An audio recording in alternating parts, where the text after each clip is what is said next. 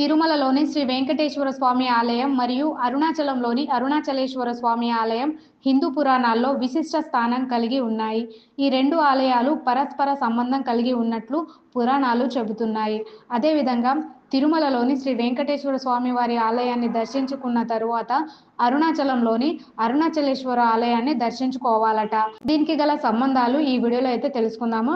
వీడియోని అయితే ఒక లైక్ అయితే చేయండి. తిరుమల వెంకటేశ్వర స్వామి వారి చరిత్ర.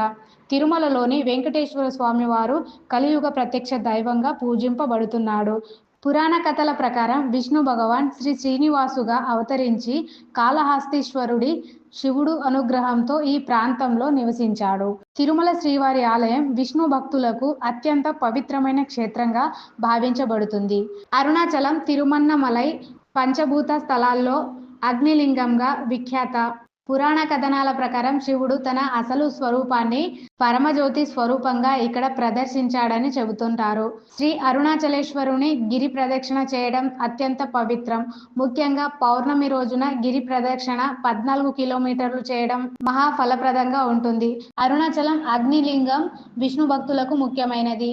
హిందూ సంప్రదాయం ప్రకారం విష్ణువు శివుడు ఒకటే అనే భావన కారణంగా ఈ రెండు ఆలయాలను కలిపి పూజించడం విశిష్టత ఫలితాలను ఇస్తుంది.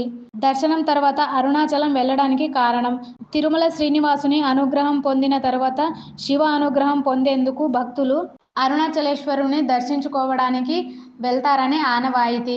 తిరుమల దర్శనం తర్వాత అగ్నిలింగం దర్శనం చేయడం మహా ఫలప్రదంగా ఉంటుంది. భక్తులు తమ రాజయోగం, భోగయోగం మరియు మోక్ష సాధన కోసం ఈ రెండు క్షేత్రాలను సందర్శిస్తారు.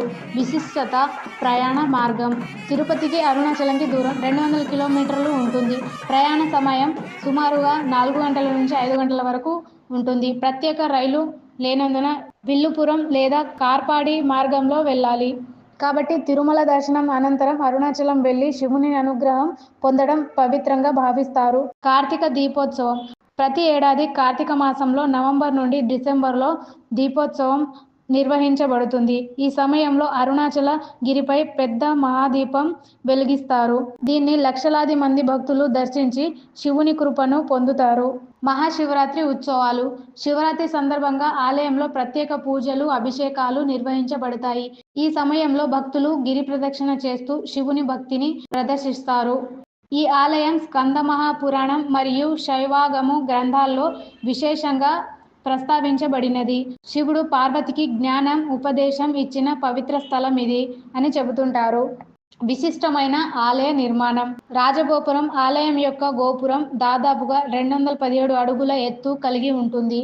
ఇది దక్షిణ భారతదేశంలోని గొప్ప గోపురాలలో ఒకటిగా ప్రసిద్ధి చెందింది.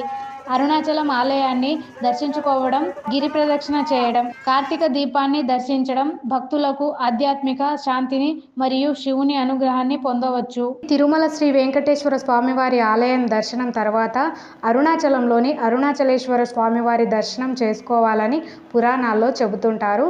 సో ఫ్రెండ్స్, వీడియో నచ్చితే లైక్ చేయండి అండ్ మరిన్ని వీడియోల కోసం మన ఛానల్ని సబ్స్క్రైబ్ చేసుకోండి. Thank you for watching.